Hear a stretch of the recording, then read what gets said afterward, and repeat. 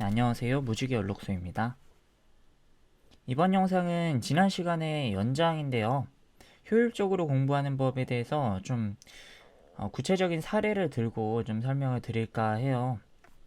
이전 영상을 안 보신 분들이면은 뭐 그렇게 영상이 길지 않으니까 이전 영상을 확인하고 오시면 좋을 것 같고요. 뭐 귀찮으시다면은 뭐 간단하게 정리를 하고 출발할 테니까 그걸 확인해 보셔도 될 것 같아요. 일단 지난 시간 정리를 먼저 드리면 공부를 효율적으로 해야 된다라는 말씀을 드렸었어요.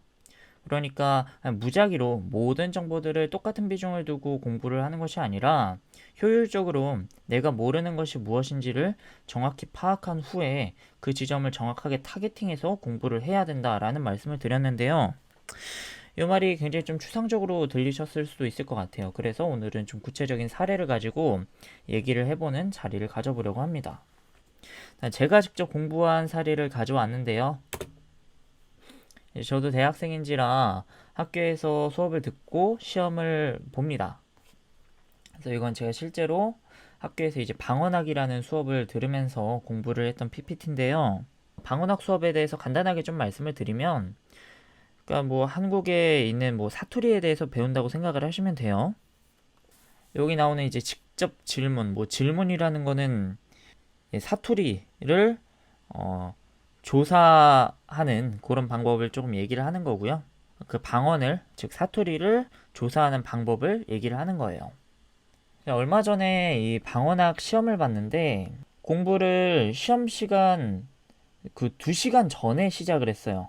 그러니까 시험 보기 딱 2시간 전에 공부를 시작을 했고, 당연히 뭐 이 정도로 벼락치기를 하는 학생이 수업을 열심히 듣진 않았겠죠.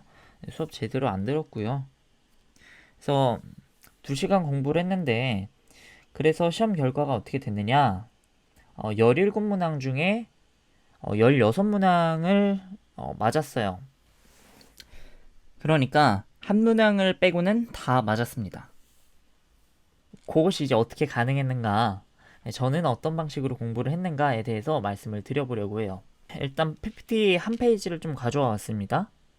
직접 질문법, 괄호치고 번역식 질문법이라는 이 내용을 가지고 교수님께서 PPT를 만들어 주셨어요. 우리 한번 생각을 해봅시다. 여러분들이 이 PPT를 가지고 공부를 하셔야 된다라고 한다면 여러분들은 어떻게 공부를 하시겠어요? 혹시 이 질문에 대해서 아무런 답이 떠오르지 않으시거나 혹은 여기 있는 정보들을 다 외워야겠다, 다 기억해야겠다라고 생각을 하신 분이라면 성적 향상을 기대하기 어려울 거예요. 그러니까 공부 방법에 중대한 문제가 있을 확률이 높습니다. 본인이 이제 공부한 방법을 돌아볼 필요가 있어요. 자, 그럼 제가 공부한 방식을 좀 보여드릴게요. 일단 저는 여기서 제가 모르는 것을 명확하게 하고자 질문을 한번 뽑아봤어요. 제가 주목한 부분은 여기에요. 근래에는 직접 질문법을 채택하는 경우가 드물다라고 여기 나와 있죠. 근데 제가 이제 의문을 가졌던 건, 아니 당초에 조건이 충족되면 오해가 생기지 않고 시간을 절약할 수 있는 장점이 있다라고 하는데, 이 방법이요, 왜 요거를 채택을 하는 경우가 드문 거죠? 요게 제가 모르는 지점이죠. 제가 모르는 첫 번째 지점입니다.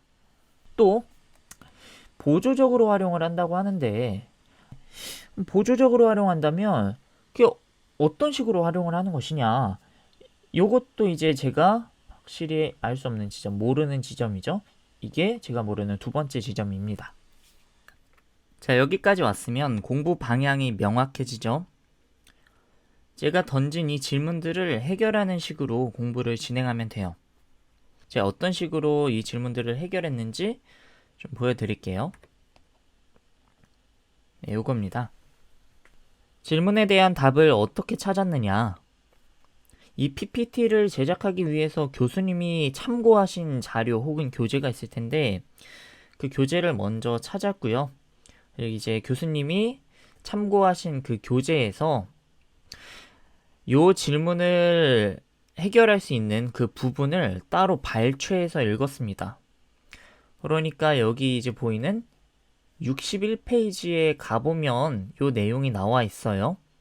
근래에는 직접 질문법을 채택하는 이유가 드물고 보조적으로 활용을 한다. 그 이유는 어쩌고저쩌고 하면서 나와 있어요. 그거를 제가 여기다가 적어둔 거고요.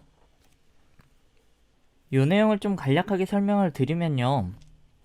일단 방언조사를 할 때는 그 방언조사의 이제 조사 대상이 그 순수한 방언의 형태를 간직하고 있는 그런 사람이어야 하는데, 표준어에도 어느 정도 숙달이 되어 있다는 거는 결국 그만큼 교육 수준이 어느 정도 된다는 것이고, 그럼 이 방언 사용자가 결국 순수한 방언 사용자인가 라고 얘기하기가 어려워지는 거예요. 오히려 이 조사 대상이 순수한 방언의 형태를 얘기를 해주는 게 아니라 표준어에 맞춰가지고 답변을 하게 되는 그런 현상도 발생을 할 수가 있는 거죠. 그래서 요거를 보조적으로 활용을 하는 것인데, 보통 이제 조사한 것을 추후에 다시 확인을 하거나 혹은 문법 사항을 조사할 때 이 방법을 활용한다고 합니다. 자, 이런 식으로 공부를 진행해 주시면 굉장히 효율적으로 공부를 진행할 수가 있겠죠. 자, 근데 뭐 이런 질문을 던질 수도 있어요. 아니, 근데 문제가 요 맨 아래에 이 정보가 아니라 그 위에 있는 것들에서 나오면 어떡합니까? 그러니까 직접 질문법이 무엇인지를 물어보면 어떡합니까? 요거는요, 사실 제가 모르는 부분이 아니라서요. 그러니까 읽으면서 이해가 됐어요. 그러니까 완전히 납득이 됐거든요. 그러니까 설명을 좀 드리면 간단하게, 직접 질문하는 방법을 줄여서 직접 질문법이라고 하는 거잖아요. 예시 보시면은 팥을 여기서는 무엇이라 합니까? 이게 이제 직접 질문법의 예시란 말이에요. 표준어로 형태를 제시하고 짝이 되는 방언형을 직접 물어보는 것이니까 직접 질문법인 거고요. 팥이라는 친구를 방언으로 번역해서 말씀해 주세요 라고 얘기를 하는 거니까 결국은 번역식 질문법이라고도 할 수가 있는 거죠. 그러니까 읽으면서 이 정도는 저는 너무나 당연히 납득이 되는 부분이라 그냥 넘어갔습니다. 요거는 그냥 물어보더라도 아주 쉽게 답을 할 수가 있어요, 사실. 납득한 정보들은 기억에서 잘 휘발되지 않거든요. 그래서 저는 모르는 부분에 집중을 해서 공부를 진행을 했어요. 결과는 아주 좋았죠. 2시간 공부했는데 그 전날을 아예 밤을 새워서 공부한 친구보다 더 좋은 결과를 얻었어요. 효율적으로 공부를 했기 때문에 적은 시간 공부를 했지만 좋은 결과를 얻을 수 있었던 거죠. 자, 이렇게 제가 이제 이 효율적으로 공부하는 방법에 맞춰서 좀 공부를 어떻게 하는지를 말씀을 드렸는데요. 여기 이제 고등학생들이 공부하는 내용은 분명 아니지만 그래도 본질이 달라지진 않거든요. 그렇기 때문에 잘 곱씹어 보시면은 배우실 점이 있을 겁니다. 자, 그럼 여기까지 하겠습니다. 들어주셔서 감사합니다. 무지개 얼룩소였습니다.